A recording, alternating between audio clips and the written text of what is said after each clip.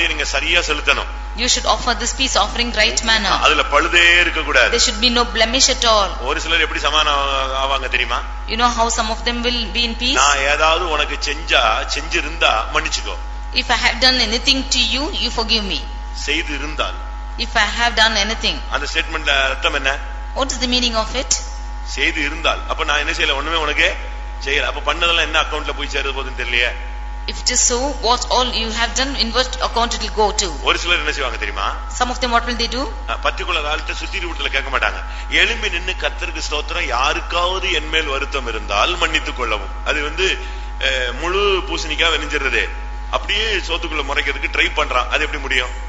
Some of them will not ask forgiveness face to face, but in the midst of the congregation they will get up and ask, if I have done wrong to anyone, you forgive me. நீ தேவனுடைய சமூகத்தில் காணிக்கை செலுத்த வந்து, you coming to the presence of God to offer a sacrifice, உன் பேரில் ஒருவனுக்கு குறை உண்டு என்று நீ கண்டால், if you have anybody who is ill feeling with you, உன் காணிக்கை அங்கே வைத்துவிட்டு சம்பந்தப்பட்ட ஆளிடத்துல போய் மன்னிப்பு கேட்டு ஒப்புரவாகி பின்பு வந்து உன் காணிக்கையை செலுத்து. You place your offering there, you go and ask for forgiveness and then come back and offer your offering. எந்த பெந்தேகோஸ்தே சபையிலாவது, எந்த பேர் கிறிஸ்தவ சபையிலாவது, எந்த சபையிலாவது இப்படி செய்யற விசுவாசி இருக்கிறானா? Is there a believer in any Pentecostal church or any Christian denomination who is doing like this?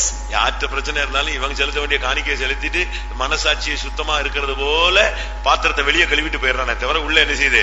அது வெள்ளையடிக்கப்பட்ட கல்லறை, உள்ள என்ன இருக்கு? ஒரு பெரிய தொண்டை எல்லாம் எப்படிப்பட்டது? திறக்கப்பட்ட பிரேத குழி. Whatever it is with him, he does not offer like this, but with all the bitterness within him, he is offering sacrifices. He is like a painted sepulchre outside, but he is an open sepulchre within him.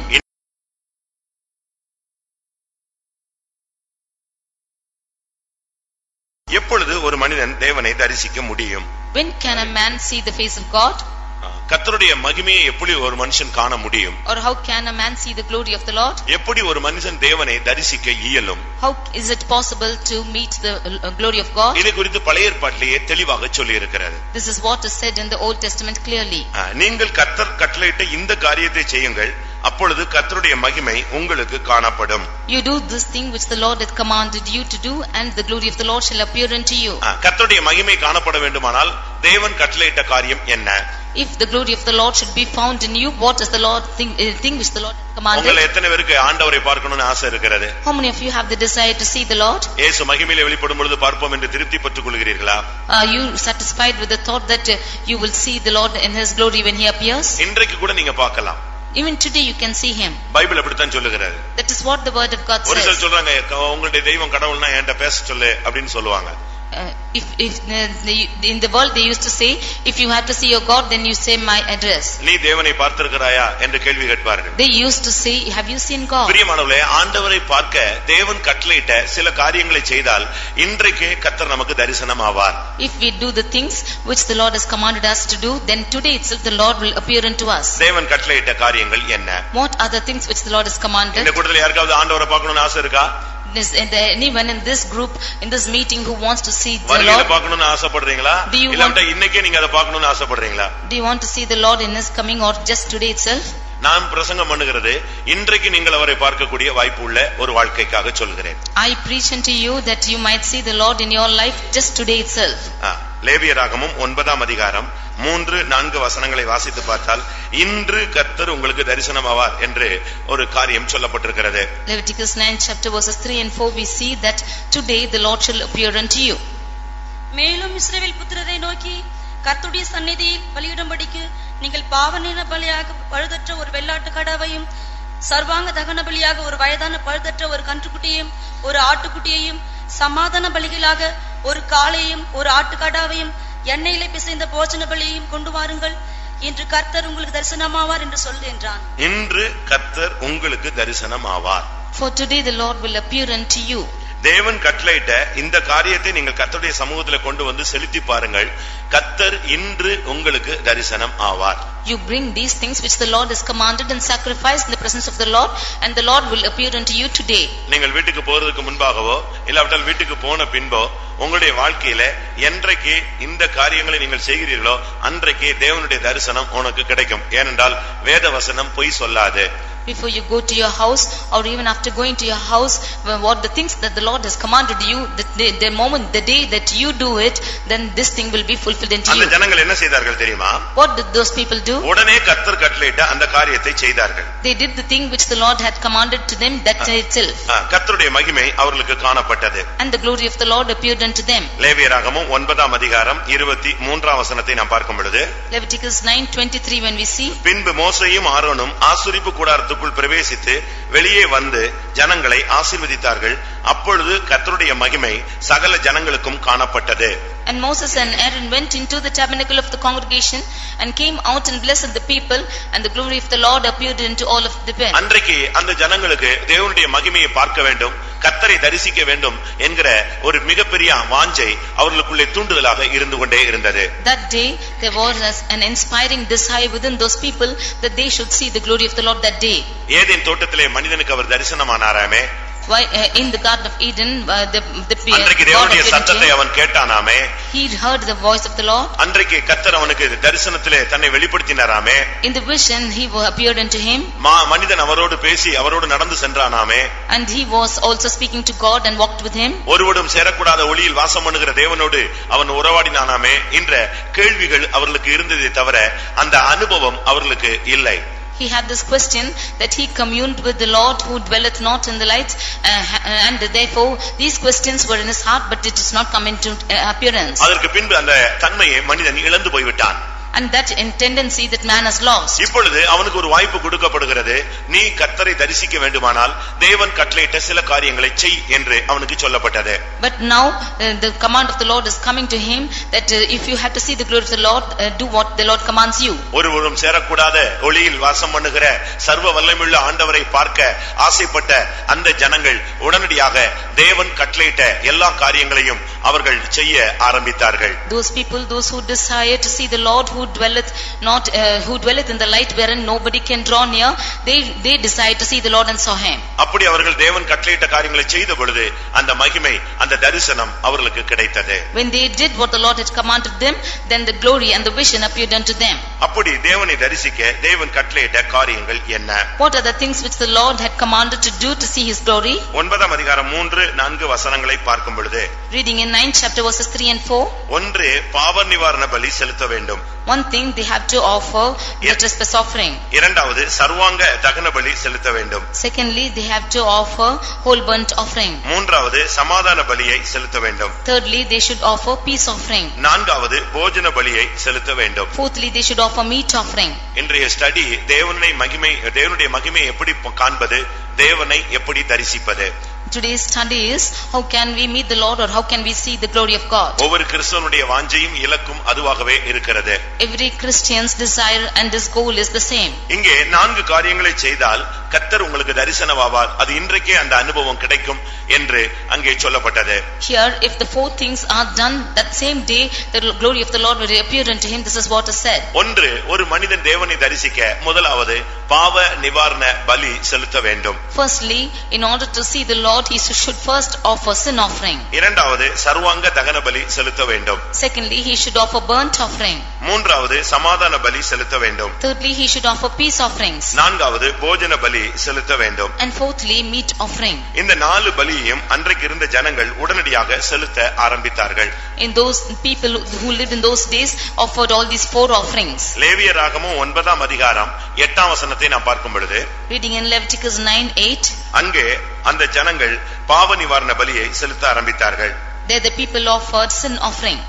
லேவியராகமம் 9ஆம் அதிகாரம் 12ஆம் வசனத்தை பார்க்கும் பொழுது, Leviticus 9:12. அங்கே அவர்கள் சர்வாங்க தகன பலியை செலுத்தினார்கள். They offered burnt offering. லேவியராகமம் 9ஆம் அதிகாரம் 18ஆம் வசனத்தை பார்க்கும் பொழுது, Reading in Leviticus 9:18. அங்கே சமாதான பலிகளை அவர்கள் செலுத்தினார்கள். They offered peace offerings. லேவியராகமம் 9ஆம் அதிகாரம் 17ஆம் வசனத்தை பார்க்கும் பொழுது, Leviticus 9:17. அங்கே அவர்கள் போஜன பலியை செலுத்தினார்கள். They offered meat offering. இந்த 4 பலிகளையும் அவர்கள் தேவன் கட்டளையிட்ட பிரகாரம் செய்து முடித்தபோது அவர்கள் எல்லாருக்குமே தேவனுடைய மகிமை அந்த தரிசனம் கிடைத்தது காணப்பட்டது. When they offered all these offerings according to the commandment of the Lord, then there appeared the glory of the Lord. ஒரு தேவனுடைய பிள்ளை என்று சொல்லுகிறவன் கர்த்தரை தரிசிக்க வேண்டுமானால் இந்த 4 பலியையும் தேவன் கட்டளையிட்ட பிரகாரமாக அவன் செய்து முடித்தால் அவனுக்கு தேவன் தன்னை வெளிப்படுத்த அவர் சித்தமுள்ளவராய் இருக்கிறார். A child of God, in order to see the Lord, if he should offer these 4 offerings, then the Lord is pleased to appear unto them. இந்த லேவியராகமம் 9ஆம் அதிகாரம் 22 23 பார்க்கும் பொழுது அவர்கள் தேவன் சொன்னபடி செய்து முடித்த பொழுது அவர்கள் எல்லாரும் தேவனுடைய மகிமை காணப்பட்டது. In Leviticus 9 chapter 22nd and 23rd verse, when we see that when they had accomplished all the things which the Lord had commanded them to do, the glory of the Lord appeared to them. அப்பொழுது கர்த்தருடைய மகிமை சகல ஜனங்களுக்கும் காணப்பட்டது. And the glory of the Lord appeared into all the people. அப்படியானால் சகல ஜனங்களும் இந்த வார்த்தைக்கு கீழ்ப்படிந்து தேவன் கட்டளையிட்டதை நிறைவேற்ற அவர்கள் தங்களை அர்ப்பணித்தார்கள். If so, all the people hearkening to the voice of the Lord hearkened to obey the commandment of the Lord. அப்படியானால் நம்முடைய சபையில் உள்ள எல்லாரும் தேவனுடைய மகிமையை பார்க்க வேண்டுமானால் எல்லாருமே நாம் இந்த தேவன் கட்டளையிட்ட இந்த 4 பலிகளையும் பிரமாணத்தின்படி நாம் செயல்படுத்த கடமைப்பட்டிருக்கிறோம். If all the church members of our church, if we have to see the glory of the Lord, then we have to obey to these commandments which the Lord has commanded. அப்படி இல்லாத பட்சத்திலே யாரும் தேவனை தரிசிக்க இயலாது. If not, nobody can see the Lord. தேவனுடைய மகிமையை அவர்களுக்கு காணப்படவும் முடியாது. The glory of the Lord will not appear to them. ஒரு மனிதன் கிறிஸ்தவனாய் இருப்பதினால் அவன் தேவனை பார்த்து விட முடியாது. If one is a Christian, he cannot see God. உடனே கிறிஸ்துவை அவன் தரிசித்து விடவும் முடியாது. He cannot immediately see Christ. அவன் விசுவாசியாக இருந்ததனால தேவனை பார்த்து விட முடியாது. Being a believer, he cannot see God. அவன் ஒரு தேவனுடைய ஊழியக்காரனாய் இருப்பதினால் தேவனை தரிசித்து விட முடியாது. Being a servant of God, he cannot see God. வேதம் என்ன சொல்லுகிறது? What does the word of God say? பரிசுத்தம் இல்லாமல் ஒருவனும் தேவனை தரிசிப்பது இல்லையே. Without holiness, no man can see God. அப்படியானால் யாராக இருந்தாலும் சரி, ஒரு மனிதன் தேவனுடைய மகிமையை காண ஆசைப்பட்டால், கர்த்தரை தரிசிக்க வேண்டும் என்று தன்னுடைய வாழ்நாளில் அவன் ஆசைப்பட்டால், இந்த 4 காரியங்களையும் அவன் நிச்சயமாய் செய்து முடித்திருக்க வேண்டியது அவசியம். Whoever it may be, if he desires to see God in all his lifetime, then he has to accomplish all the 4 things. முதலாவது பாவ நிவாரண பலி. Firstly, sin offering. ஒரு தேவனுடைய பிள்ளை தன்னுடைய வாழ்க்கையிலே பாவங்களை நிவர்த்தி செய்யக்கூடியவனாக இருக்க வேண்டும். A child of God should have an atonement for a sin in his life. தன்னுடைய பாவத்துக்கு ஒரு முடிவு அவன் ஏற்படுத்தி வைத்திருக்க வேண்டியது அவசியம். He should put an end to his sin in his life. பாவம் நிவர்த்தி செய்யப்படாத பட்சத்திலே அவன் ஒரு பாவி என்ற பெயரோடு தான் வாழ்ந்து கொண்டே இருப்பான். Unless a sin is being atoned for it, he is always found as a sinner. ஒரு மனிதன் ரட்சிக்கப்படாமல் இருக்கும் பொழுது அவன் பாவி. Unless one is saved, he is a sinner. ஞானஸ்நானம் எடுத்த பின்பும் அவனுடைய வாழ்க்கை சரியில்லாவிட்டால் அவன் ஒரு நனைந்த பாவி. Even after baptism, if his life is not proper, then he is a wet sinner. அதுக்கு பிறகு அவன் அபிஷேகம் பெற்ற பின்பும் திரும்பி பாவம் செய்தால் அவன் துணிகரமான ஒரு பாவி. After anointing, even if he should sin even more, then he is a presumptuous sinner. அடுத்து சபைக்குள்ள வந்து நல்ல ஒரு ஸ்டாண்டர்ட் லைஃப் வாழ வேண்டிய நேரத்துல திரும்பவும் அவன் பாவம் செய்தால் அவன் எருசலேமில் பாவி. If he has to sin in the church after being a good believer, then he is a sinner in Jerusalem. இவன் ஊழியத்துக்கே அவன் வந்து விட்டான். ஊழியத்துல வந்து கூட அவன் சரியான விதத்துல வாழாவிட்டால் சீயோனில் பாவிகளாக அவர்கள் எண்ணப்படுவார்கள். If he comes to the ministry and does not live a proper life, then they will be sinners in Zion. ஒரு தேவனுடைய பிள்ளை என்று சொன்னால் அவனுடைய வாழ்க்கையில முதலாவது நடைபெற வேண்டிய பலி பாவ நிவாரண பலி. A child of God means first thing which has to take place in his life is sin offering. பாவ நிவாரண பலியை அவன் தினமும் செலுத்திக் கொண்டே இருக்க வேண்டும். He has to offer sin offering every day. பாவ நிவாரண பலி செலுத்தப்படாத இடங்களிலே வியாதியின் போராட்டங்கள், வாதையின் போராட்டங்கள் இருந்து கொண்டே இருக்கும். In the places where sin offering is not offered, there will be problems of sicknesses or pestilences. வியாதி, வாதை, வேதனை, சரீர உபாதைகள் கூடிக்கொண்டே இருப்பதனுடைய காரணம், அதுல ஒரு பகுதிக்கு ஒரு காரணம் பாவ நிவர்த்தி செய்யப்படாத ஜீவியம். The reason for sickness and pestilence and pain to increase in one's life is because sin is not being made atoned. பாவ நிவர்த்தி ஒரு மனிதன் செய்து கொண்டே இருப்பானானால் அவனுடைய வாழ்க்கையில வாதை, வியாதி வேதனை நிறுத்தப்படுவதற்கு வாய்ப்புகள் உண்டு.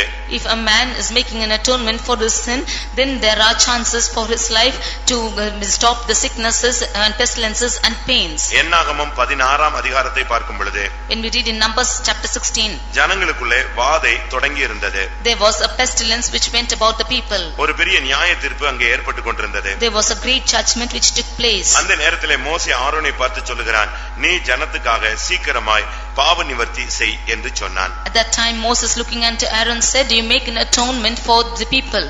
அப்படி அவன் பாவ நிவர்த்தி செய்த பொழுது அந்த வாதை நின்று போயிற்று. When he did make in such an atonement, the pestilence stopped. அப்ப பாவ நிவர்த்தி பாவ நிவாரணம் என்று சொல்லுகிறது ஒரு மனிதனுடைய வேதனையை நிறுத்தக்கூடிய உடனடியாக ஒரு நிவாரணமாக காணப்படுகிறது. Then sin offering or atonement for sin is an immediate measure to stop the pain. இன்னைக்கு வலி நிவாரணிகள்லாம் விற்கப்படுகிறது. Today we can see many remedies which are taking place.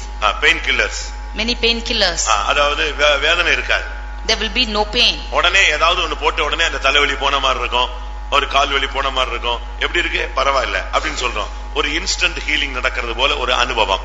If you should take in that medicine, then immediately there will be a sort of a relievance from it, and immediately that pain will be removed. நமக்கு ஒரு pain killer அல்ல, நிரந்தரமான விடுதலைக்கு முதல் வழி நம்முடைய ஜீவியத்திலே பாவ நிவாரண பலியை நாம் செலுத்த வேண்டியது அவசியம். It's not a painkiller, but for an immediate measure of deliverance or for permanent deliverance we need sin offering. பாவம் தேவனுடைய முகத்தை நமக்கு மறைக்கிறது. Because sin is hiding the face of the Lord. பாவம் நம்முடைய சத்தம் தேவனுடைய செவிகளில் ஏறாதபடி தடுக்கிறது. Sin is hindering a voice to reach the Lord. நீ எவ்வளவு கத்தினாலும் இந்த பாவம் அவரிடத்தில் போய் நம்ம அந்த சத்தத்தை கேட்க விடாமல் தடுக்கக்கூடியத ஒரு சக்தி உள்ளதாய் இருக்கிறது. How much ever you shout aloud, this sin is stopping you and making you hinder from your voice to be heard. மணிக்கணக்காக நீ ஜெபித்தாலும் உன்னுடைய ஜெபம் அங்கே போக முடியாதபடி இந்த பாவம் தடுத்து விடுகிறது. Even if you pray for hours together, this sin is hindering you from reaching the Lord. உங்கள் பாவமே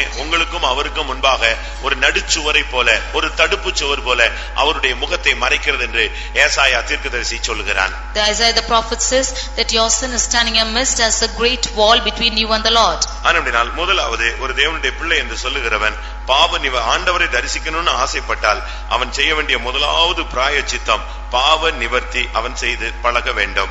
Firstly, if a child should see the Lord, then the child of God should firstly offer an atonement for sin. பாவ நிவர்த்தி daily உங்களுக்குள்ளே நடைபெற வேண்டிய ஒரு அனுபவம். The atonement for sin should take place every day in your life. அது காலையோ மாலையோ மதியமோ உங்களுக்கு நேரம் கிடைக்கும் பொழுதெல்லாம் ஒரு சுத்திகரிப்பை உங்களுக்குள்ளே நீங்கள் நடப்பிக்க வேண்டும். That may be in morning, afternoon or evening, there should be always a sanctification which takes place in you. அது ஒவ்வொரு நாளும் செயல்பட வேண்டும். That is what should take place every day. இப்ப நம்முடைய சரீரத்துல பாத்தீங்கன்னு சொன்னா தேவனே ஏற்படுத்தி வச்சிருக்கிறார் சிறுநீரகம், கிட்னியை ஏற்படுத்தி வச்சிருக்கிறார். If you see in our body, the Lord has made a kidney. அது நம்முடைய ரத்தத்தை என்ன செய்கிறது, சுத்திரித்து கொண்டே இருக்கிறார். It is always purifying our blood. நீங்க பேசுறீங்க, ஓடுறீங்க, சிரிக்கிறீங்க, சாப்பிடுறீங்க, தூங்குறீங்க, என்னெல்லாமோ நீங்க நாம் செயல்படுத்துகிறோம். ஆனால் நம்முடைய சரீரத்துல அது தன்னுடைய வேலையை செஞ்சுட்டே இருக்கு, செய்து கொண்டே இருக்கிறது. You speak, you run, you walk and do all the activities, but that is operating itself in the body. அது நீ அதே போல ஒவ்வொரு நாளும் உனக்குள்ள ஒவ்வொரு நிமிடமும் ஒரு சுத்திகரிப்பு, ஒரு பலிபீடம் போல உனக்குள்ள ஒரு கிரியை நடந்து கொண்டே இருக்க வேண்டும். Like this, every moment, every day, there should be sanctification in your life, which should always take place on its own. ஒரு சிலர் வியாதி நேரத்துல ரொம்ப உட்கார்ந்து அறிக்கை செய்வாங்க. Some people in the times of sickness, they will confess. ஒரு சிலர் ஏதாவது காரியம் ஆகணும்னா உட்கார்ந்து அறிக்கை செய்வாங்க. Some of them, when they want certain things to accomplish, they will confess. ஒரு சிலர் காத்திருப்பு கூட்டங்களில் உட்கார்ந்து அறிக்கையிடுவார்கள். Some of them coming to tarrying meeting, they will confess. ஒரு சிலர் சுத்திகரிப்பு கூட்டங்களில் உட்கார்ந்து அழுவார்கள். Some of them at the time of sanctification meetings, they will confess. ஒரு சிலருக்கு சாகுற நேரத்துல அறிக்கையிடுவார்கள். Some of them confess at the time of death. நம்முடைய ஜீவியம் அப்படி அல்ல. But our life is not so. நமக்கு ஒவ்வொரு நாளும் ஒரு பாவ நிவர்த்தி நடந்துகிட்டே இருக்கணும். In our life, every day there should be an atonement for sin. யாத்ராகமம் 29ஆம் அதிகாரம் 36ஆம் வசனத்தை பார்க்கும் பொழுது, Exodus 29 verse 36, பாவ நிவர்த்திக்காக ஒவ்வொரு நாளிலும் ஒவ்வொரு காளையை பாவ நிவாரண பலியாக அவன் பலியிட வேண்டும். Thou shalt offer every day a bullock for a sin offering for atonement. அதுதான் தேவன் நியமித்த ஒரு கட்டளை. That is a command which the Lord has ordained. பாவ நிவர்த்திக்காக ஒவ்வொரு நாளும் ஒவ்வொரு காளையை பாவ நிவாரண பலியாக அவன் பலியிட்டே ஆக வேண்டும். He should definitely offer every day a bullock for sin offering.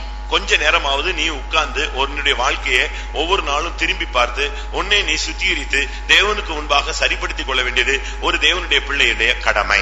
It's the task of a child of God to sit for some time in the presence of the Lord and rectify himself and confess his sins. உனக்கு மற்ற எல்லாவற்றிற்கும் நேரம் இருக்கிறது. You have time for everything else. சம்பாதிக்க நேரம் இருக்கிறது. You have time to earn money. தூங்க நேரம் இருக்கிறது. You have time to sleep. ஊர் பயணம் போக உனக்கு நேரம் இருக்கிறது. You have time to travel from place to place. ஊழியம் செய்ய உனக்கு நேரம் இருக்கிறது. You have time to minister. ஆனால் தேவ சமூகத்திலே உட்கார்ந்து உன்னை சீர்படுத்திக் கொள்ள உனக்கு நேரம் இல்லை. But you have no time to sit and rectify in the presence of God. அதுதான் இன்றைக்கு பெரிய பெரிய ஊழியர்கள் பெரிய பெரிய விசுவாசிகள் தடுமாறக்கூடிய ஒரு இடம் இங்கேதான். That is why great believers and servants of God stumble. ஒரு தேவனுடைய பிள்ளை என்று சொல்லுகிறவன் தினமும் அவன் பாவ நிவர்த்தி செய்து கொண்டே இருக்க வேண்டும். A child of God should every day offer sin offering. உங்கள் ஆத்துமாக்களுக்காக பாவ நிவர்த்தி செய்யும்படி நான் உனக்கு கட்டளையிட்டேன் என்று ஆண்டவர் சொல்லுகிறார். The Lord says that for your souls to make an atonement I have commanded unto you. ஆத்துமாவுக்காக பாவ நிவர்த்தி செய்வது எது? What is making an atonement for your soul? ஆத்துமாவுக்காக பாவ நிவர்த்தி செய்கிறது யாரு? எது? What is making an atonement for your soul? இரத்தமே. It is only the blood. லேவியராகமம் 17ஆம் அதிகாரம் 11ஆம் வசனத்தை பார்க்கும் பொழுது Leviticus 17:11 when we read, இப்ப பழைய ஏற்பாட்டில நாம் பார்க்கும் பொழுது பாவ நிவாரண பலினா ஒரு காளையை கொண்டு வந்து வெட்டுறது குத்துறது எல்லாம் செய்யலாம், தோலை உரிச்சிடலாம், கொன்றலாம், நம்ம தகனமாக பலியிடலாம். If in the Old Testament when you see if it's a sin offering you can bring a bullock and you can kill it and you can flay it in pieces and you can take off its head and offer it. இப்ப நம்ம புதிய ஏற்பாட்டில என்ன பலி செலுத்த முடியும்? But in the New Testament what can we offer? நம்மை நாமே ஆராய்வது. We can rectify ourselves. நம்மை நாமே பலிபீடத்திலே வைப்பது. We can offer ourselves on the altar. நமக்காக சிந்தப்பட்ட இயேசுவின் இரத்தத்தினால் நம்மை கழுவ சமர்ப்பிப்பது. We yielding ourselves to be sanctified by the blood of Jesus. புதிய ஏற்பாட்டில பாவ நிவர்த்தி செய்யும்படியாக நமக்கு இயேசுவின் இரத்தமும் கிருபையும் சத்தியமும் நமக்கு அளிக்கப்பட்டிருக்கிறது. In the New Testament the blood of Jesus and the grace and truth along with it is given for our atonement. நீதிமொழிகளில் பார்க்கும் பொழுது when we read in Proverbs 16ஆம் அதிகாரத்திலே chapter 16 9ஆம் வசனம் 6ஆம் வசனம் என்ன சொல்லுகிறது? verse 9 and 6 what we read, கிருபையினாலும் சத்தியத்தினாலும் பாவம் நிவர்த்தி ஆகும். by grace and truth sin is being atoned. கிருபை இரண்டாவது சத்தியம். Firstly grace and secondly is truth. புதிய ஏற்பாட்டு சபையில உள்ள ஒரு தேவனுடைய பிள்ளை பாவ நிவாரணை பலி செலுத்தணும்னா இயேசுவின் இரத்தமும் ஆண்டவருடைய கிருபையும் ஆண்டவர் அளித்த சத்தியங்களும் அவனுக்கு பாவ நிவர்த்தி செய்ய உதவி செய்கிறது. In the New Testament if one has to make an atonement for sin then the blood of Jesus, the grace of the Lord and the truth of the Lord is helping him. இயேசுவின் இரத்தத்தினாலே நாம் சாத்தானை ஜெயிக்கலாம். By the blood of Jesus we can overcome Satan. அவருடைய கிருபையினால் நாம் நிலை நிற்கலாம். By his grace we can withstand. சத்தியத்தை அறிவீர்கள், சத்தியம் உங்களை விடுதலை ஆக்கும். You can know the truth and the truth will set you free. அதனால் முதலாவது கர்த்தரை தரிசிக்க நாம் செய்ய வேண்டிய முதல் படி பாவ நிவாரண பலி. Therefore firstly to see the Lord we have to make an atonement for sin. இதை இன்னொரு விதத்தில் சொன்னால் இருதயத்தில் சுத்தமுள்ள ஒரு வாழ்க்கையை காண்பிக்கிறது. On the other hand it shows the purity of heart. ஏனென்றால் இருதயத்திலிருந்து தான் ஒரு மனிதனை தீட்டுப்படுத்தக்கூடிய சக்திகள் புறப்படுகிறது என்று இயேசு சொன்னார். Because out of this heart proceed evil things, said Jesus. அப்படியானால் நம்மில் எத்தனை பேர் கர்த்தரை பார்க்கணும்னு ஆசைப்படுற நம்மில் எத்தனை பேர் நாம் பாவ நிவாரண பலி செலுத்துகிறோம்? Therefore how many of us desire to see the Lord and how many of us offer sin offering? உன்னுடைய தவறுகளுக்கு நீ மற்றவர்களை குற்றம் சாட்டுகிறாயா? உன்னை நீ தாழ்த்தி ஒத்துக்கொள்ளுகிறாயா? For your faults are you accusing the others or are you humbling yourself and accepting the faults? ஆதாமுடைய தவறுக்கு விசாரித்த பொழுது அவன் ஏவாளை சுட்டி காட்டினான். When Adam was asked for his faults he was pointing out to Eve. ஏவாளுடைய குறைகளை தேவன் கேட்ட பொழுது அவள் சாத்தானை குற்றம் சாட்டினாள். When Eve was inquired of her faults she accused the serpent. நாம் நம்முடைய குறைகளுக்காக யாரை குறை சொல்லுகிறோம்? And for our children whom are we accusing? அநேகருக்கு ஆண்டவரே தவறு செய்ததாக சொல்லுகிறார்கள். Many of them say that God himself has done wrong. கடவுள் செய்த குற்றம் என்று சொல்வார்கள். They say that God has done wrong. அப்படி அல்ல. It is not so. அவனை நல்லவனாகவே நம்மை சிருஷ்டித்து வைத்திருக்கிறார். He has created everyone as good.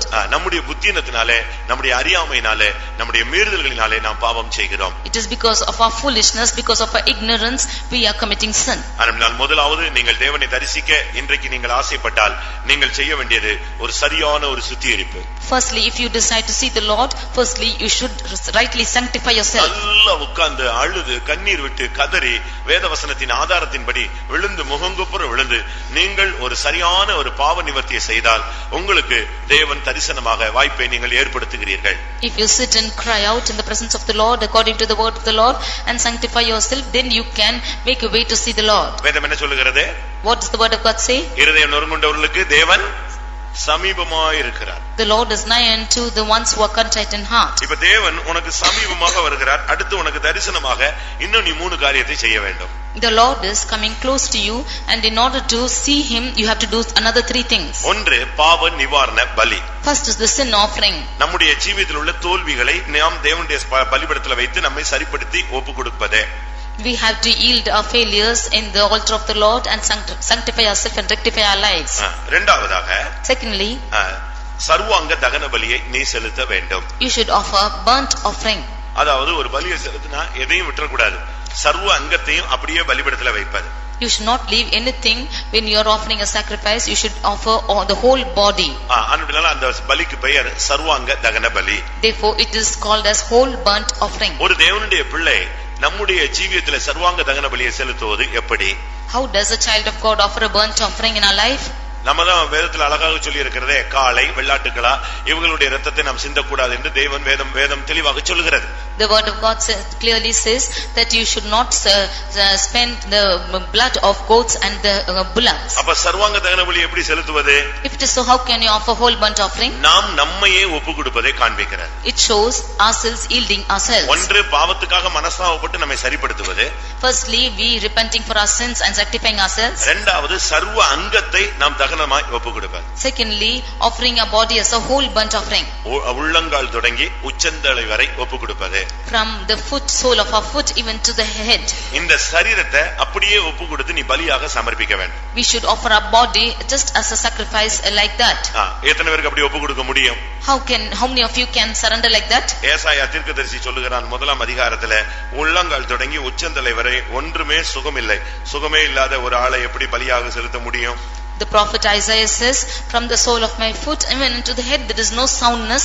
One who is without this soundness, how can he be sacrificed? ஏசாயா 1ஆம் அதிகாரம் 6ஆம் வசனத்துல நாம் இதை பார்க்க முடியும். Isaiah 1:6 we can read this. உள்ளங்கால் தொடங்கி உச்சந்தலை மட்டும் அதிலே சுகமே இல்லை. From the sole of the foot even unto the head there is no soundness. அப்படியானால் இந்த ஆளை கொண்டு போய் சர்வாங்க தகன பலியா செலுத்தினா என்ன நடக்கும்? If such a person is going to be offered as a whole burnt offering, what will happen? முதலாவது இவனுக்கு சர்வ அங்க சுகம் தேவை. Firstly, he needs a healing in all his body. அப்போஸ்தலர் 3ஆம் அதிகாரம் 16ஆம் வசனத்தை பார்க்கும் பொழுது, Acts 3:16 when we read, அங்க ஒரு சப்பானிக்கு சர்வாங்க சுகம் கிடைத்த ஒரு அனுபவம் சொல்லப்பட்டிருக்கிறது. we see that a lame man being healed completely.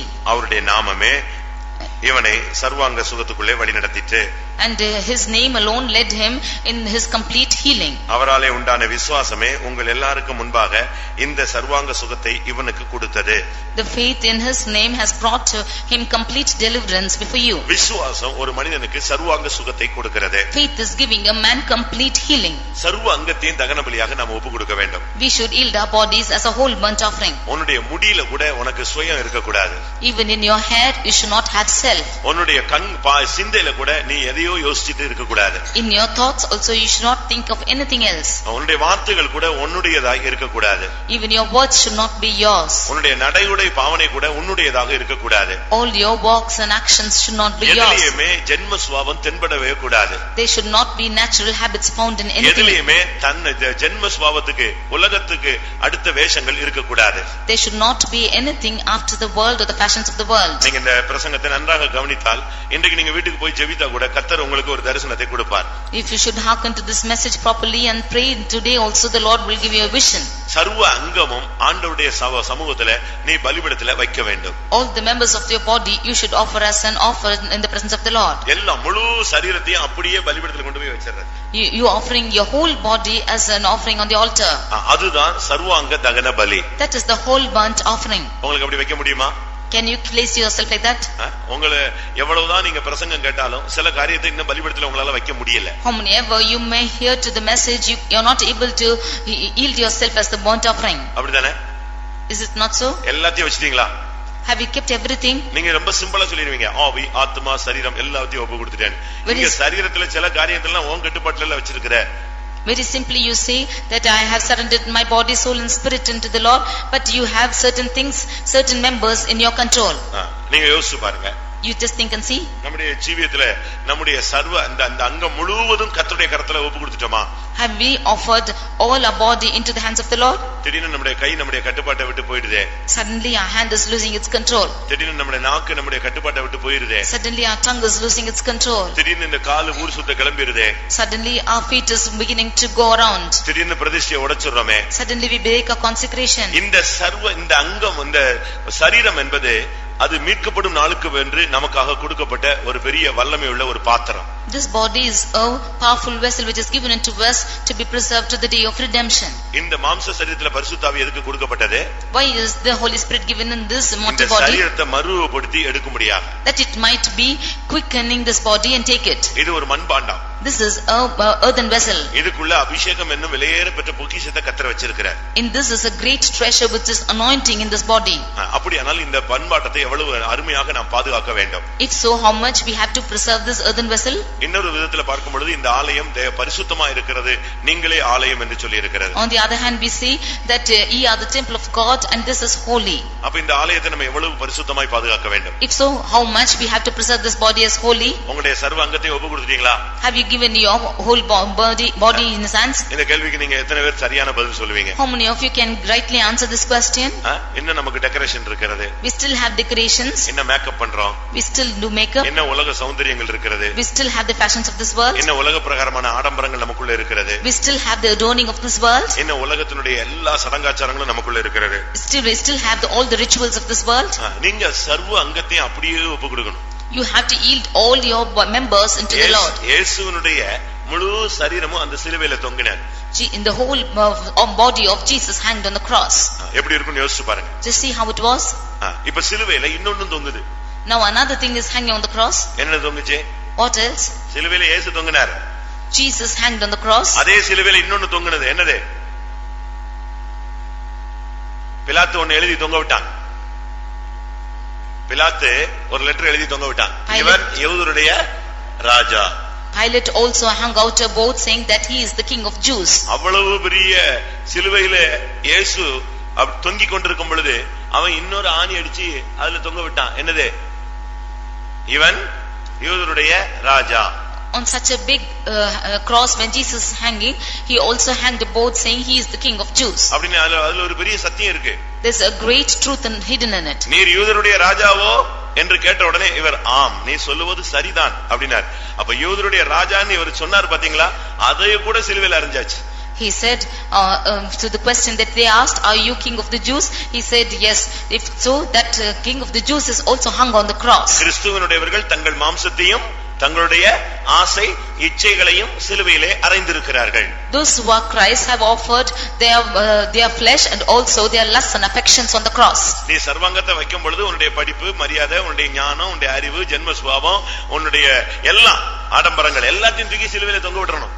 When you offer yourself as a burnt offering, then your education, your respect and every honor you have to hang on the cross. அதனாலதான் இங்க வந்து எந்த படிப்புக்கோ மரியாதை இதுக்கெல்லாம் மரியாதை செலுத்துறதே கிடையாது. Therefore, coming here we do not give any respect to your education. எல்லாரும் கிறிஸ்துவுக்குள்ள ஒன்று. All are one in Christ. யூதன் என்றும் இல்லை, கிரேக்கன் என்றும் கிடையாது. There is no Jew nor Greek. அடிமை என்றும் இல்லை, சுயாதீனன் என்றும் கிடையாது.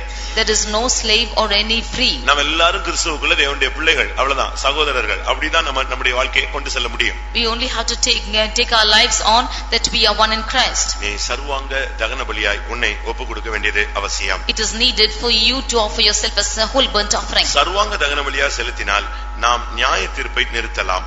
When we offer ourselves as a whole burnt offering, then we can escape the judgment. 2 Samuel 24 அதிகாரம் 2 Samuel 24th chapter 25 வசனத்துல verse 25. அங்கே தாவீது சர்வாங்க தகனபலி செலுத்தினான். That David offered a whole burnt offering. அப்பொழுது கர்த்தர் அவனுடைய வேண்டுதலுக்கு கேட்டருளினார். It was then that the Lord hearkened his prayer. உன்னுடைய ஜெபம் கேட்கப்பட வேண்டுமானால் நீ சர்வாங்க தகனபலி செலுத்த வேண்டும். If your prayer should be hearkened, then you should offer burnt offering. சில காரியங்களுக்கு நீங்க ஜெபிச்சிட்டே இருக்கீங்க, ரிசல்ட் இல்லாமலே போய் கொண்டிருக்கிறது. For some things you are praying and there is no result at all. உன்னுடைய ஜெபம் கேட்கப்பட நீ சர்வாங்க தகனபலி செலுத்து. உன்னையே ஒப்புக்கொடு, கர்த்தர் நிச்சயமாய் உன்னோடு இடைபடுவார். For your your prayer to be hearkened, then you yield yourself to the Lord and the Lord will definitely intervene with you. முதலாம் சாமுவேல்ல பார்க்கும் பொழுது When we read in 1 Samuel 10ஆம் அதிகாரத்துல chapter 10, கர்த்தர் சவுலிடத்துல பேசினார். God spoke to Saul. Samuel மூலமாக கர்த்தர் பேசினார். Through Samuel the Lord spoke to him. அவனை குறித்து அவன்கிட்ட ஆண்டவர் என்ன பேசினார்? What did the Lord speak to him? நீ எனக்கு முன்னே இறங்கி நீ கில்காலுக்கு போய் சேரு. You first get out from here and go to your house. 1 Samuel 10ஆம் அதிகாரம் 9ஆம் வசனம். 1 Samuel 10:9. சர்வாங்க தகன பலியை செலுத்தும்படி நான் உன்னிடத்தில் வருவேன். I will come to you that you might offer whole burnt offerings. நான் உன்னிடத்தில் வந்து நீ செய்ய வேண்டியதை உனக்கு அறிவிக்க மட்டும் நீ காத்துரு. And you should tarry till the time I come and show thee what to do. இதுல விளங்கிக் கொள்ளக்கூடிய சத்தியம் என்ன? What is the truth that you should understand from this? சர்வாங்க தகனபடி நீ செலுத்தினால் நீ செய்ய வேண்டிய காரியங்களை குறித்த அடுத்த வார்த்தை தேவனிடத்திலிருந்து உனக்கு ஆலோசனை கிடைக்கும். If you offer burnt offerings, then you will have the counsel of the Lord from him what you should do next. சர்வாங்க தகன பலி செலுத்தாத மனுஷனை வைத்து தேவன் தன்னுடைய திட்டத்தை அவனுக்கு வெளிப்படுத்த முடியாது. The Lord cannot reveal his plan to the ones who does not offer burnt offerings. தன்னை அர்ப்பணிக்கிறவனை வைத்து தான் கர்த்தர் ஏதாவது ஒரு காரியத்தை செய்ய இயலும். The Lord can do anything only with the one who can offer himself. அர்ப்பணிக்காத ஒரு மனிதனை வைத்து தேவன் எந்த ஒரு ஊழியமும் செய்ய முடியாது. Without the one who is offering, without offering, he cannot do any ministry with him. தேவனுடைய கரத்துல ஒப்புக்கொடுத்தவனை வைத்து தான் கர்த்தர் தன்னுடைய ஊழியத்தை செய்ய இயலும். Only to the ones those who offer themselves to the Lord can do his ministry. இவனோ சர்வாங்க தகன பலியை செலுத்த துணிந்து விட்டான். He voluntarily willed himself to offer burnt offerings. ஆனபடியால் தேவன் தான் செய்ய போகிறதை செய்ய வேண்டியதை அவனுக்கு சொல்லவே இல்லை. Therefore the Lord did not tell him what he will do. பிரியமானவர்களே, தேவன் உங்களோடு பேச வேண்டும் என்று நீங்கள் பட்சமாய் பேச வேண்டும். தேவனுடைய சித்தம் என்ன என்று நீங்கள் விளங்கிக் கொள்ள விரும்பினால் நீங்கள் உங்களை சர்வாங்க தகன பலியாய் ஒப்புக்கொடுங்கள். Dear beloved, if you desire for the Lord to speak to you and tell you of the will of God, then you offer burnt offerings. முடிய ஒப்புக்கொடுக்கணும்னா எப்படின்னு கேப்பீங்க. முடியில கூட உங்களுக்கு சில ஆசைகள் இருக்கலாம். Even in your hair you might have some desires. அத என்னது சுருட்டி விடுறது, curling your hair, அத கட் பண்ணி விடுறது, you cutting your hair, திரும்பி அதுக்கு டை அடிக்கிறது, and applying dye to it. இப்ப ஸ்டைல் மாறிச்சு, டை அல்ல, இப்ப கலர் டை வந்துருச்சு. Now the style is color dyed these days. இப்படி எல்லாம் ஒவ்வொன்னு அது தேவனுடைய சரீரம். எப்போ அபிஷேகம் பெற்றுட்டியோ ஒப்பு கொடுத்துட்டியோ தேவனுடைய சரீரம். அதை அழகுபடுத்தணும்னா ஆண்டவர் பண்ணுவார், அதை சிறுமைப்படுத்தணும்னா ஆண்டவர் படுத்துவார். When you are anointed and filled with the Holy Ghost, then you become the temple of the Lord. That becomes the body of the Lord. And if it has to be decorated, the Lord will do it, or the Lord will humiliate it. நீ இந்த உலகத்துல makeup பண்ணிட்டு திரியிற ஆள் அல்ல. நீ இந்த உலகத்துக்குரியவன் அல்ல. நீ பரலோகத்துல தேவனுடைய முகத்தை தரிசிக்க வேண்டிய ஒரு ஆள். You do not belong to this world, but you have the one who has to see the glory of the Lord. ஆனபடியால் நீ அதை விட்டுட்டு நீ இங்கேக்கு உன்னை மேக்கப் பண்ணிட்டு அலைய கூடாது. Therefore, leaving that, you should not adorn yourself here. தேவனுடைய வார்த்தை உனக்கு கிடைக்க வேண்டுமானால் சர்வாங்க தகன பலி செலுத்து. If you need to get the word of the Lord, then you offer yourself as a burnt offering. உன்னுடைய ஜெபம் கேட்கப்பட வேண்டுமானால் நீ சர்வாங்க தகன பலியை செலுத்து. For the Lord to hear your prayers, then you offer your burnt offering. யாத்ராகமம் 24ஆம் அதிகாரத்தை பார்க்கும் பொழுது Exodus chapter 24. அங்கே கர்த்தர் என்ன சொல்லுகிறார்? What does the Lord say? சர்வாங்க தகன பலி செலுத்தக்கூடிய ஒரு முறைமை அங்கே சொல்லப்பட்டிருக்கிறது. There is a thing which is told about the burnt offering. அதுல ஒரு தீர்மானம் நீ எடுக்க வேண்டியது அவசியம். You have to take a decision in it. யாத்ராகமம் 24ஆம் அதிகாரம் 5, 6, 7 வசனங்களை பார்க்கும் பொழுது Exodus 24 verses 5, 6 and 7. அங்கே வாலிபர்கள் சர்வாங்க தகன பலிகளை செலுத்தினார்கள். There the youths have offered burnt offerings. அன்னைக்கு அவங்க ஒரு தீர்மானம் எடுத்தாங்க. And they made a decision. என்ன தீர்மானம்? What is that? கர்த்தர் சொன்னபடியெல்லாம் நாங்கள் செய்து கீழ்ப்படிந்து நடப்போம். All that the Lord had said will we do and be obedient. அதுதான் சரியான சர்வாங்க தகன பலியினுடைய அடையாளம். This is the sign of a proper burnt offering. அங்கே வாலிபர்கள் சர்வாங்க தகன பலி செலுத்தினார்கள். There the young men had offered burnt offering. சும்மா சர்வாங்க தகன பலினா ஒப்பு கொடுக்கிறதல்ல. கர்த்தாவே நீர் என்ன சொல்றீரோ இனிமேல் நான் அதை செய்வேன். The youths offered offering means, and this is not an ordinary burnt offering. What the Lord will say, we will do it. இன்றைக்கு நீங்க கர்த்தருடைய கரத்துல உங்களை ஒப்பு கொடுத்துட்டு நீங்க இஷ்டப்படி போனா அப்ப சர்வாங்க தகன பலி செலுத்துனதுல என்ன இல்ல, அர்த்தமே இல்ல. If you yield yourselves today and if you go according to your wish, then there's no use of offering that burnt offering. நீங்கள் சர்வாங்க தகன பலி செலுத்தினால் இனிமேல் அந்த உடன்படிக்கையின்படி உண்மையின்படி கர்த்தருடைய கட்டளையின்படி வாழ்வோம் என்று நீங்கள் உறுதிமொழி எடுத்து வாழ வேண்டும். If you should offer burnt offering, then you should take a decision that you will hereafter live such a life and live it. கர்த்தருடைய பரிசுத்த நாமத்துக்கு மகிமை உண்டாவதாக. Glory be to the holy name of the Lord. நான் இப்பொழுது சர்வாங்க தகன பலியை குறித்து உங்களுக்கு 3 காரியம் சொன்னேன். Now I have told you three things about the whole burnt offering.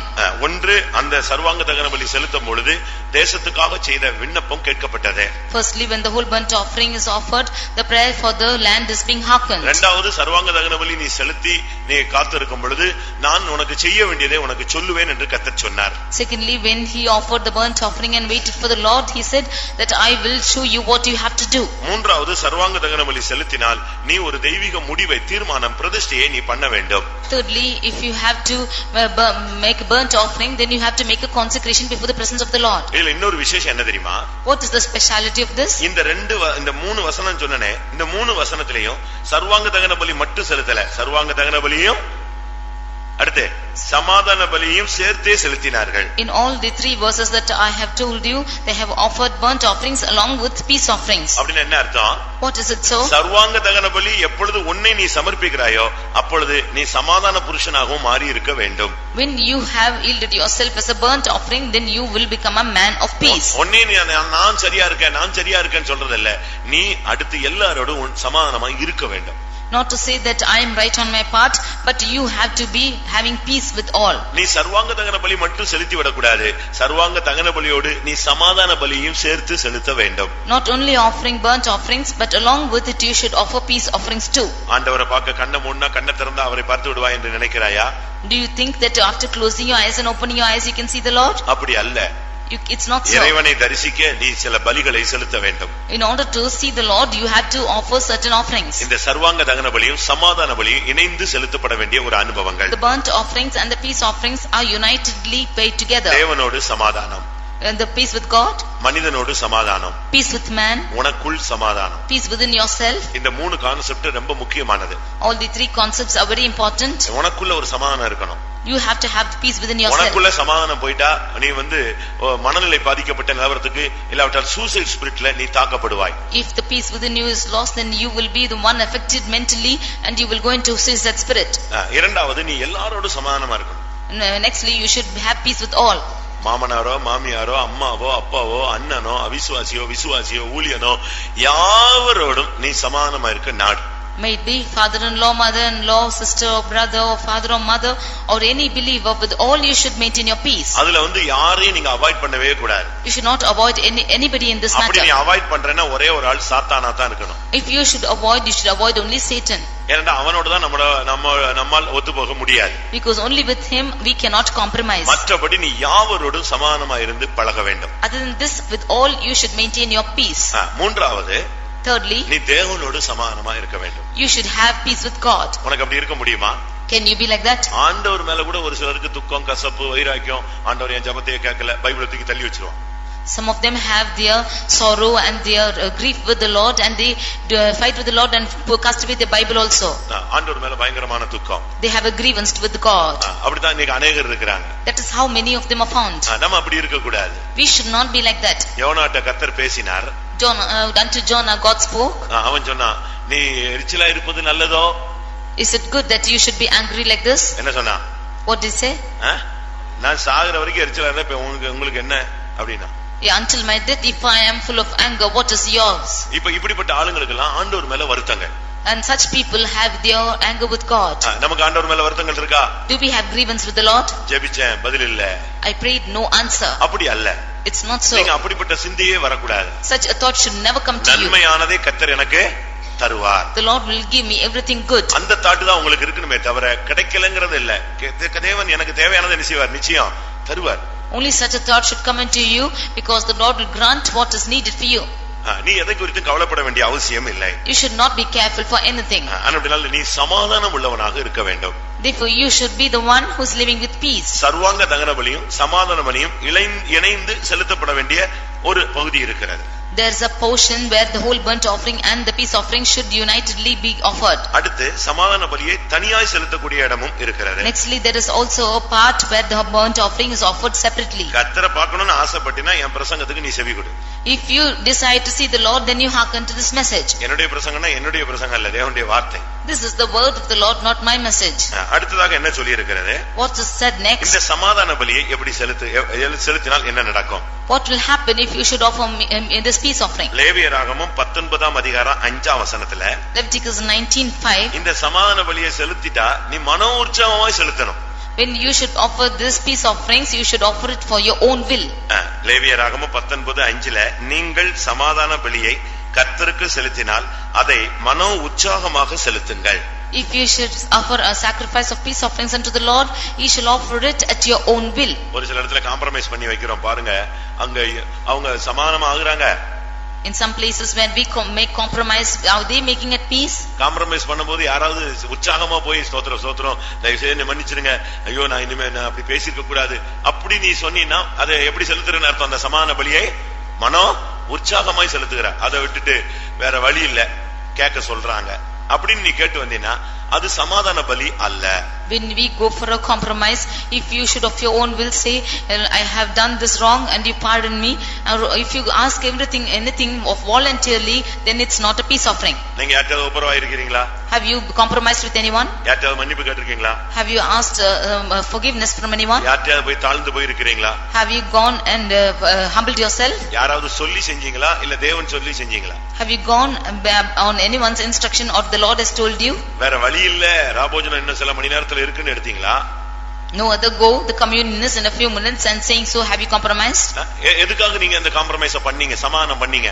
Or why did you make the compromise of peace? சமாதானம்ங்கிறது மன உற்சாகமாய் செலுத்த வேண்டிய ஒரு காணிக்கை. Peace is an offering which you should offer at your own will. உன்னுடைய புருஷனோட, with your husband, உன்னுடைய மனைவியோட, or with your wife, உன்னுடைய பிள்ளைகளோட, or with your children, உன்னுடைய பெற்றோர்களோட, with your parents, உன்னுடைய சகோதரரோட, or with your brethren, புற ஜாதியாரோட, or with the Gentiles, ஊழியர்களோட, or with the servants of God. யாரோடு நீ சமாதானம் பண்ணாலும் அது ஒரு காணிக்கை என்று விளங்கிக்கொள். With whomever you should make peace, it's an offering.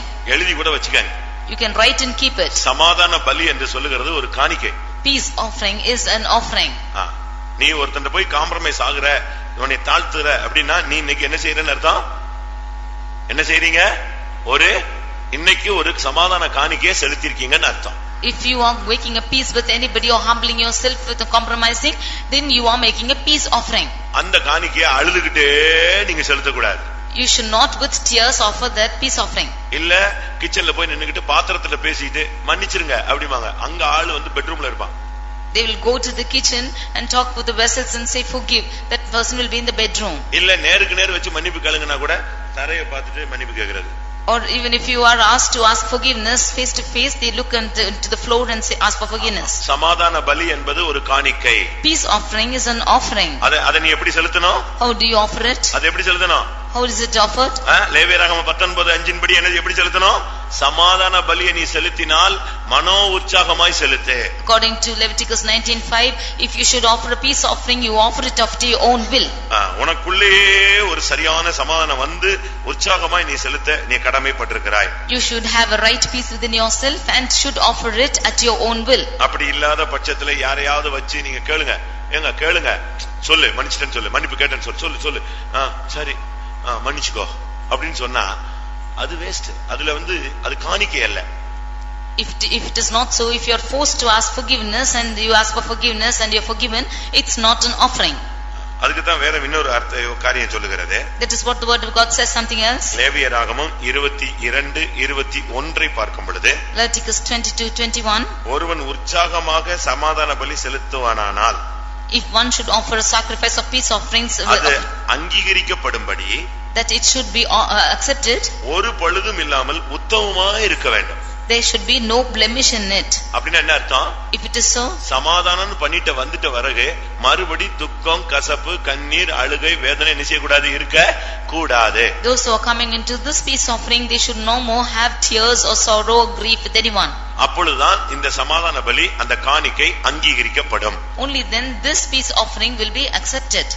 சமாதான பலி செலுத்திட்டு நீ திரும்பி வந்துட்டு அது சரியில்லை இது சரியில்லை நீ சொல்லவே கூடாது. If you offer a peace offering and come after that and you say this is not wrong and that is not right, it's not possible. ஏன்னா அது ஒரு காணிக்கை, அதை செலுத்திட்ட அது பிறகு காணிக்கையை பத்தி நீ என்ன செய்ய கூடாது, நலம் போல ஒன்று என்ன செய்யக்கூடாது, பேசவே கூடாது. Because it's an offering, you have offered it, you should not speak anything good or bad for it. நீங்க அப்படி ஏதாவது சமாதான பலி செலுத்திட்டு உங்களால சமாதானமா வந்திருக்க முடியுதா? Have you offered this peace offering and come back in peace? கரெக்ட்டா நீங்க சமாதான பலி செலுத்தணும். You should offer it rightly. சமாதான பலியை நீங்க சரியா செலுத்தணும். You should offer this peace offering right manner. அதுல பழுதே இருக்க கூடாது. There should be no blemish at all. ஒரு சிலர் எப்படி சமாதானம் ஆவாங்க தெரியுமா? You know how some of them will be in peace? நான் ஏதாவது உனக்கு செஞ்சிருந்தா மன்னிச்சுக்கோ. If I have done anything to you, you forgive me. செய்து இருந்தால். If I have done anything. அந்த ஸ்டேட்மென்ட்ல அர்த்தம் என்ன? What is the meaning of it? செய்து இருந்தால். அப்ப நான் என்ன செய்யல, ஒண்ணுமே உனக்கு செய்யல. அப்ப பண்ணதெல்லாம் என்ன அக்கவுண்ட்ல போய் சேருது போதுன்னு தெரியலையே.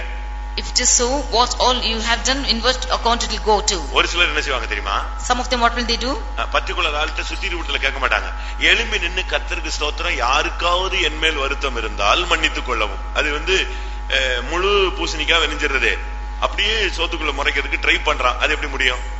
Some of them will not ask forgiveness face to face, but in the midst of the congregation they will get up and ask, if I have done wrong to anyone, you forgive me.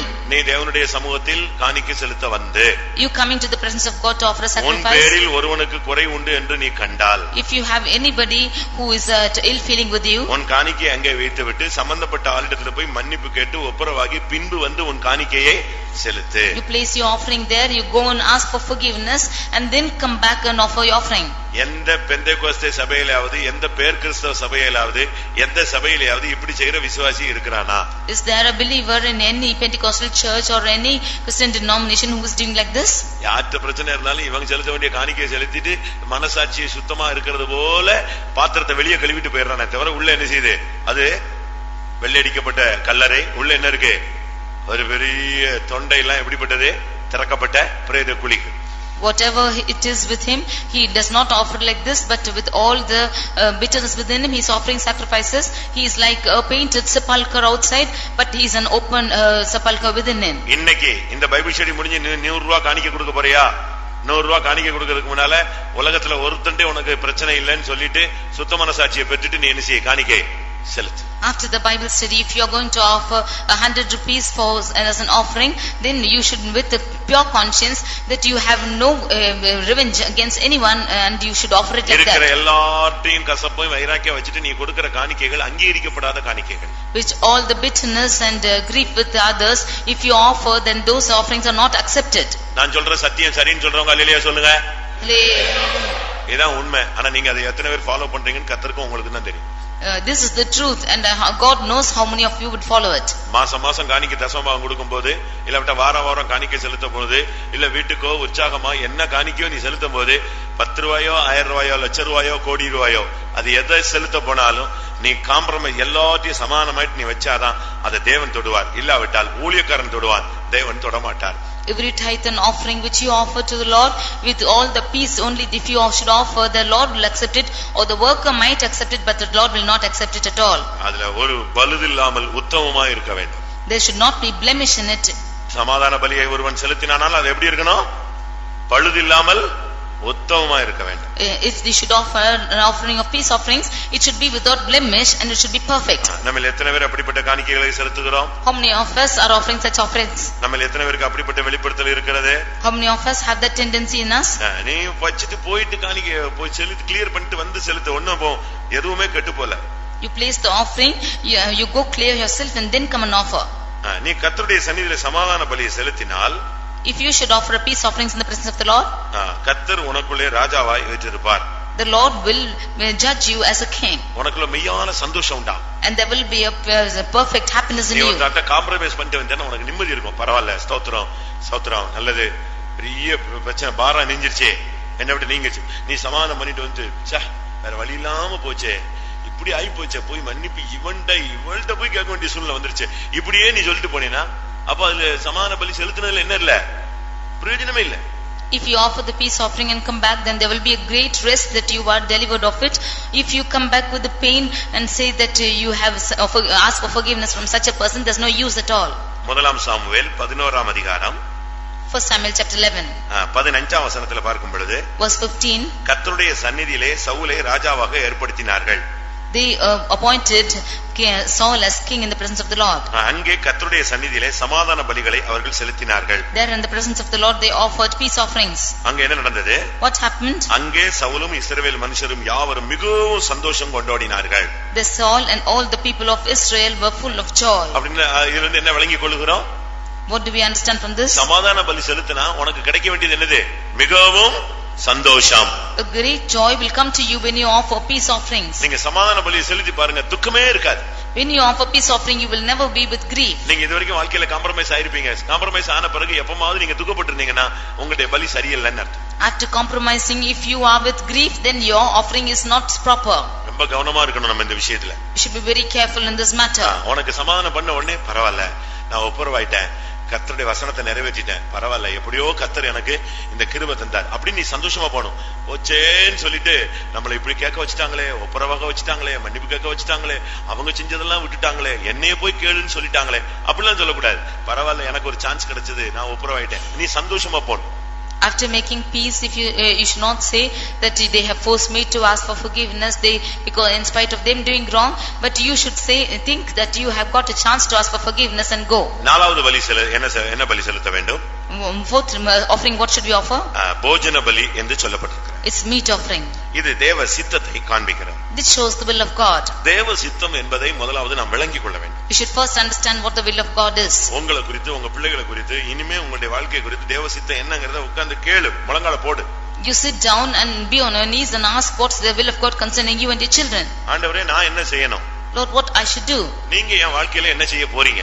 What are you going to do in my life? இது ரெண்டையும் எனக்கு சொல்லுங்க. You should tell me both these things. நான் செய்ய வேண்டியதை எனக்கு சொல்லுங்க, நீங்க என்ன செய்ய போறீங்கங்கறதை எனக்கு சொல்லுங்க. Tell me what I should do and what you are going to do in my life. அந்த தேவ சித்தம் என்ன? What is the will of God? ஆண்டவர் யோவான் எழுதின சுவிசேஷம் 4ஆம் அதிகாரத்திலே 31ஆம் அதிகாரத்திலே 31ஆம் வசனத்திலே அவங்க போஜனம் கொள்ளும்படியாக சந்தைக்கு போயிருந்தார்கள். In John's Gospel 4th chapter verse 37 we see that they have gone to 31 we see that they were for having a strife for eating. அவங்க போய் வாங்கிட்டு வந்தபோது இயேசு சொன்னாங்க, ஆண்டவரே, நாங்க போஜனம் கொண்டு வந்துட்டோம், சாப்பிடலாமேன்னு கேட்டாங்க. And when they went, they said, Lord, we have asked for meals, you have you our eaten? சொன்னாரு, எனக்கு வேறு ஒரு போஜனம் காத்திருக்கிறதுன்னு சொன்னார். He said that I have got another meat. 34ஆம் வசனத்திலே என்னுடைய பிதாவின் சித்தத்தை செய்வதே எனக்கு ஆகாரமாய் இருக்கிறது. In verse 34 he said, my meat is to do the will of the Father. அப்ப போஜன பலி என்பது தேவ சித்தத்தை காண்பிக்கிறது. Therefore the meat offering shows the will of God. இந்த தேவ சித்தம் செய்தா என்ன நடக்கும்? What will happen if you do the will of God? தேவ சித்தம் செய்தா அதிசயம் நடக்கும். And there will be miracles which take place at the meat offering. உன் வாழ்க்கையில மிராக்கிள் நடக்கணும்னு நீ ஆசைப்பட்டினா தேவ சித்தம் என்னங்கறத பார்த்து அதை செஞ்சிரு. If there should miracles take place in your life, you do what the will of God is. வாழ்க்கையில அதிசயம் நடக்கணும், கர்த்தரை தரிசிக்கணும், கர்த்தருடைய மகிமையை பார்க்கணும்னு நீ ஆசைப்பட்டினா நீ தேவ சித்தம் செய்து பழகு. For miracles to take place, to see God and the glory of the Lord, then you have to do the will of God. நியாயாதிபதிகள் Judges 13ஆம் அதிகாரம் chapter 13 19ஆம் வசனத்திலே பார்க்கும் பொழுது, verse 19. மனோவா போய் வெள்ளாட்டு குட்டியையும் போஜன பலியையும் கொண்டு வந்து அதை கன்மலையின் மேல் கர்த்தருக்கு செலுத்தினான். Manoah went and took a kid and a meat offering and offered it unto the Lord on the rock. அப்பொழுது மனோவாவும் அவன் மனைவியும் பார்த்து கொண்டிருக்கையில் அதிசயம் விளங்கினது. And there was a wonder which took place when Manoah and his wife looked on. அப்படின்னா என்ன அர்த்தம்? What happened? What போஜன பலியை நீ செலுத்தினா உன் வாழ்க்கையில, ஊழியத்திலே, உன்னுடைய பிள்ளைகள் மத்தியிலே, உன்னுடைய எல்லா பகுதியிலும் அதிசயம் விளங்கும். If you should offer a meat offering, then in the midst of you and your children, in the midst of all the people, there will be miracles. வாழ்க்கையில மிராக்கிள் நடக்கணும்னு ஆசைப்படுறீங்களா? Do you want miracles to take place in your life? உங்களுடைய வாழ்க்கையில அற்புதங்கள் நடக்கணும்னு ஆசைப்படுறீங்களா? Do you want wonders to take place in your life? நிச்சயமா நடக்கும். நீ தேவ சித்தம் செய்தா அதிசயம் விளங்கும். If you do the will of God, then there will be miracles. இந்த காரியத்தை அந்த ஜனங்கள் செய்தார்கள். These things those people had done. நன்மையும் பிரியுமான தேவ சித்தம் என்ன என்று நீங்கள் ஆராய்ந்து பாருங்கள். You should search out and see what the will of God is concerning you. பரிசுத்தமாய் ஜீவிப்பதே உங்களை குறித்த தேவனுடைய சித்தம். The will of God in you is to live a sanctified life. லேவியராகமம் 9ஆம் அதிகாரம் Leviticus chapter 9 22 23 பார்க்கும் பொழுது, verses 22 and 23. ஆரோன் இந்த பலிகளை செலுத்தி பலிபீடத்திலிருந்து இறங்கி வந்தான். Aaron offered all these offerings and came down from the altar. அப்பொழுது எல்லாரும் பார்த்து கொண்டிருக்கையில் சகல ஜனங்களுக்கு முன்பாக கர்த்தருடைய மகிமை காணப்பட்டது. As all the people were beholding, the glory of the Lord appeared unto them. எவ்வளவு அருமையான வார்த்தைகள் பாத்தீங்களா? See what a beautiful words are these. கர்த்தர் உனக்கு தரிசனம் ஆகணும்னா 4 காரியம் செய்யணும்னு கர்த்தர் சொன்னார். அப்படி செஞ்சா உனக்கு காணப்படும்னு சொன்னார். அந்த ஜனங்கள் செய்த பொழுது கர்த்தருடைய மகிமை சகல ஜனங்களுக்கும் காணப்பட்டது. The Lord said that if you should see the Lord, then you should offer all these offerings, and when they had done this, the glory of the Lord appeared to them. இன்றைக்கு எத்தனை பேர் கர்த்தருடைய மகிமையை காண விரும்புகிறீர்கள்? Today, how many of you decide to see the glory of God? இந்த கர்த்தருடைய மகிமையை பார்க்கணும்ங்கற ஒரு ஆசை ஜனங்களுக்குள்ள எப்பொழுதுமே இருந்துகிட்டே இருந்துச்சு. The desire to see the glory of the Lord was always in the heart of people. ஏன் தெரியுமா? What is the meaning? மோசே நான் கர்த்தருடைய மகிமையை பார்த்தேன்னு ஒரு ட்ரிப் சொல்லியிருந்தான். Because Moses once said that he had seen the glory of God. இப்ப பரலோகத்துக்கு யோவான் போயிட்டு வந்தாருன்னு எழுதி வச்சிட்டாரு. அதனால நம்ம இப்ப என்ன சொல்றோம்? எப்படியாவது அந்த பரலோகத்தை பார்க்கணும், எனக்கு ஒரு ட்ரிப் காட்டுங்களேன் அப்படி எல்லாம் கேக்குறோமே. St. John has gone to heaven and has written, and therefore we ask the Lord, Lord, you had to once show me the heaven. அப்ப கர்த்தருடைய மகிமையை மோசே பார்த்தான் என்று சொன்ன உடனே அந்த ஜனங்களுக்கு நாம ஏன் பார்க்க முடியல, நாமளும் பார்க்கணும் அப்படின்னு ஒரு ஆசை வந்தது. When Moses said that he has seen the glory of the Lord, then the people had a desire, why we are not able to see, we should see the glory. இப்ப நான் இன்னைக்கு பிரசங்கம் பண்ணிட்டேன். உங்களுக்கு எத்தனை பேருக்கு இந்த ஆசை வந்திருக்குன்னு எனக்கு தெரியல. The spy have preached, and I do not know how many of you have the desire to see the glory. கர்த்தரை தரிசிக்க வேண்டும். That you might see the Lord. நாளைக்கு அல்ல. Not tomorrow. இன்றைக்கு நீ இதை செலுத்தினால் இன்று கர்த்தர் உங்களுக்கு தரிசனம் ஆவார். For it said today the Lord will appear unto you.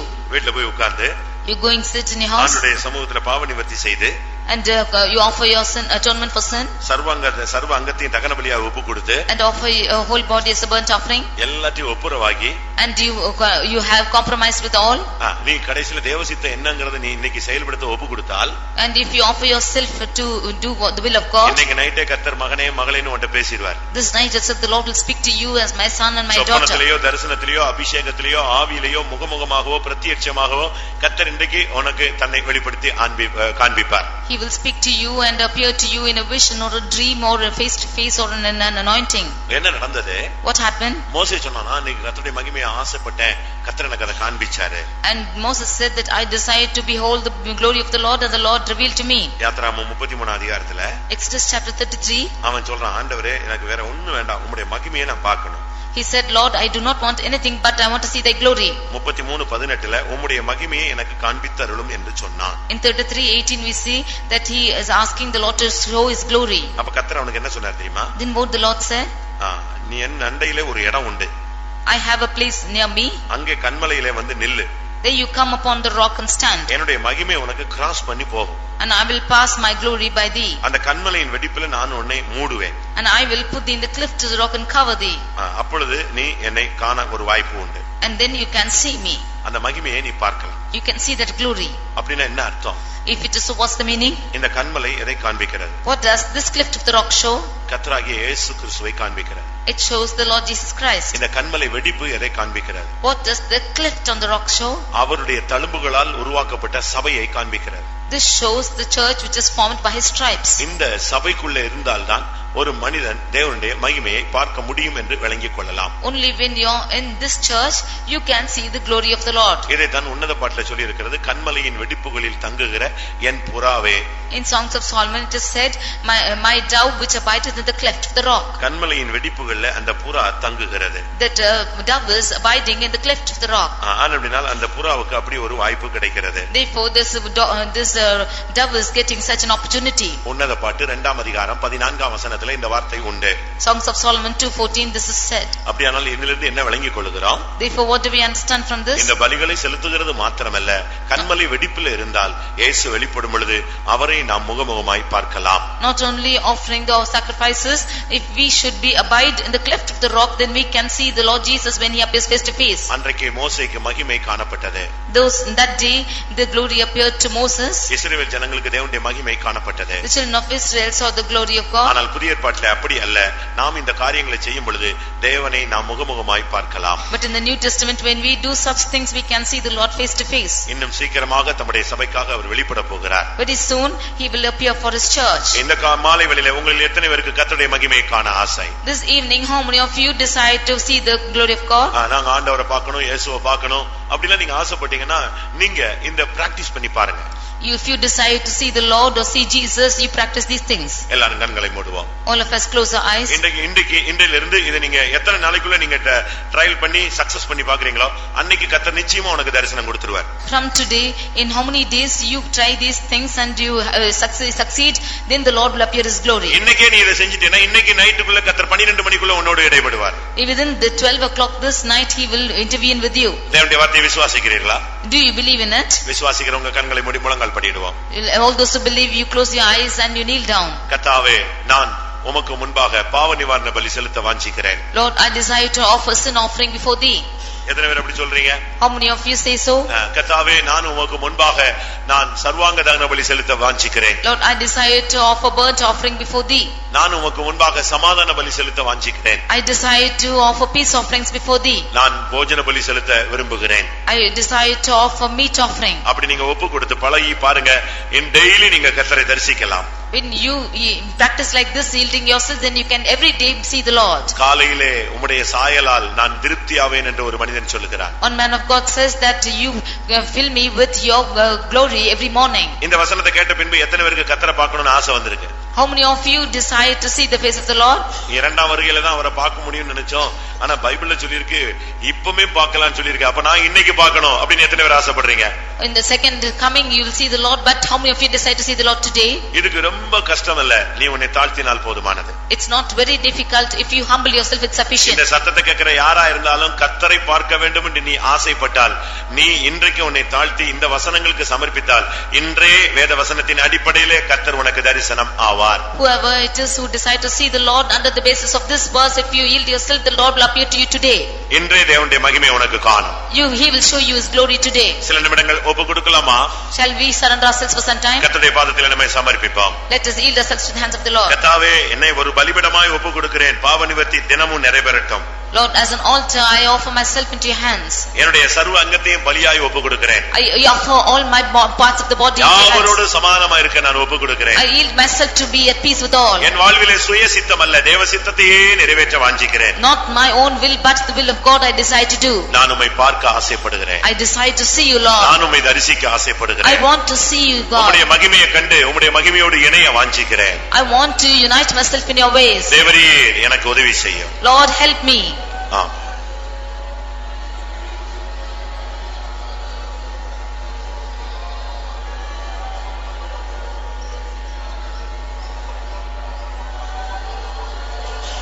Hallelujah, hallelujah, hallelujah, hallelujah. Amen, amen, hallelujah.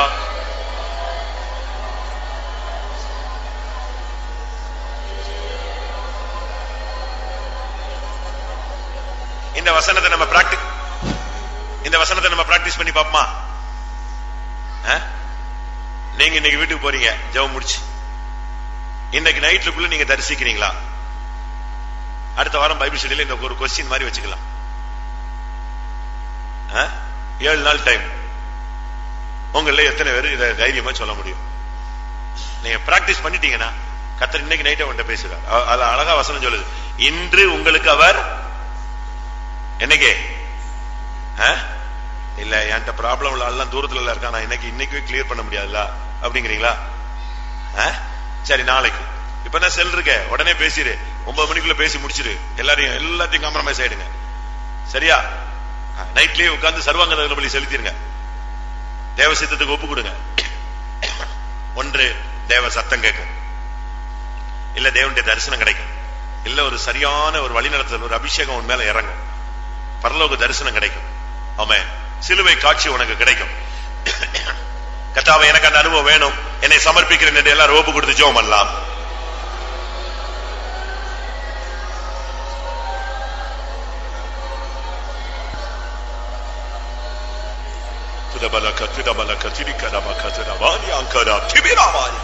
உம்முடைய மகிமையை காண வாஞ்சிக்கிறோம் ஆண்டவரே.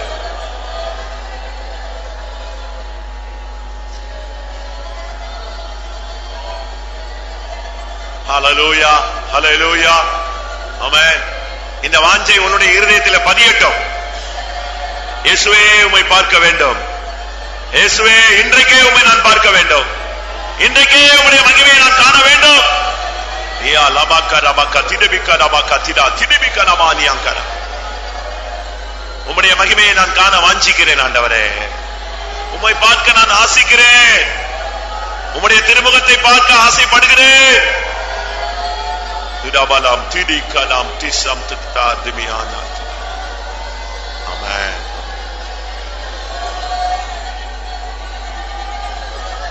ஆம், கர்த்தரை கர்த்தரை தரிசிக்க, கர்த்தருடைய மகிமையை காண தேவன் தம்முடைய வார்த்தையின் மூலமா நமக்கு சொல்லிக் கொடுத்தபடினால ஸ்தோத்திரம் பண்ணுவோம். நாம் அதற்கு என்ன பலிகள் செலுத்த வேண்டும் என்பதை சொல்லிக் கொடுத்தபடினால ஸ்தோத்திரம் பண்ணுவோம். ஒவ்வொரு நாளும் இந்த அனுபவங்களை பெற்று அவர் வரும் பொழுது அவரை சந்திக்க உதவி செய்ய முடியாது. ஸ்தோத்திரம் பண்ணுவோம். இந்த நாட்களில் அவரை தரிசிப்பது மாத்திரமல்ல, மகிமையிலே அவரை சந்திக்க எல்லாருக்கும் உதவி செய்ய முடியாது. ஸ்தோத்திரம் பண்ணுவோம். பிதா குமாரன் பரிசுத்த ஆவியானவருக்காய் ஸ்தோத்திரம் பண்ணுவோம். எல்லா மகிமையும் அவருக்கே செலுத்தி ஸ்தோத்திரம் பண்ணுவோம். ஜோ